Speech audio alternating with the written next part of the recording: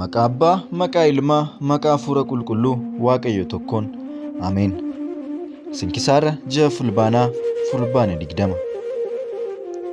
Guyyaa kana hangafa Phaaphaasii Iskindiriyaa isa 28ffaa kan ta'e Abbaa Atnaatiyoos ni boqote.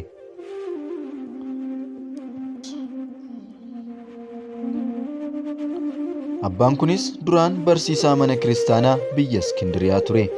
Hangafni Phaaphaasii Abbaa Phexros yeroo boqotutti abbaa kana hangafa Phaaphaasii taasisanii akka muudaniif episkooposonni, amantoonnii fi hayyoonni uummannis hundumtuu sagalee tokkoon waliif galan. Seera Waaqayyootiin jabaatee qabsoora gaarii inni godhee fi qulqullummaa isaa waa'ee isaaf kan dubbatame Hafuurri Qulqulluunis akka isa irra bulee waan hubataniif eeyyama isaatiin ala hangafa Phaaphaasummaatti muudan. Kana boodas hoolota Kiristoosiin gorsan barumsaa fi kadhannaa isaatiin yeeyyota daabiloos irraa haala gaariidhaan eege. Isaan kunis shakkitoota warra amantaa isaanii jijjiiranidha. Hangafa Phaaphaasummaa isaatiin waggaa 7 jiraate. Waaqayyoonis tajaajilee nagaadhaan boqote. Galanni Waaqayyoof haa ta'u. Nunis kadhannaa isaatiin nu haa fayyisu bara baraan. Ameen. Guyyuma kana dubroo walda Alii Daamaan wareegamummaadhaan boqotte.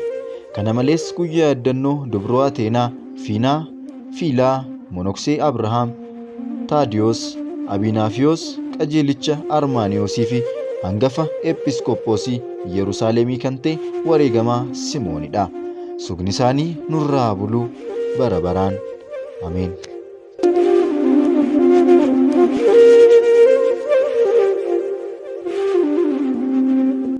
Abbaa keenya samiirra kan jiraattu, maqaan kee haa galatamu, mootummaan kee haa dhufu, jaalalli kee samiirra akkuma ta'e akkasumas lafarratti haa ta'u. Soora keenya har'aaf ga'u nuuf kenni, yakka keenyaas nuuf dhiisi, nutis kan nu yakkaniif akkuma dhiisnu qorumsaatti nu galchi, hamaarraa nu oolchi malee. Mootummaan kan keetiyoo, humnis galannis bara baraan. Ameen. Yaa giftii keenya dubaroo Maariyaam, nagaa ergamaa Gabriel qulqulluutiin nagaa siin jenna. Yaada keetiin dubaroodha, foon keetiinis dubaroodha. Yaa haadha Waaqayyoo, siif galanni haa ta'u.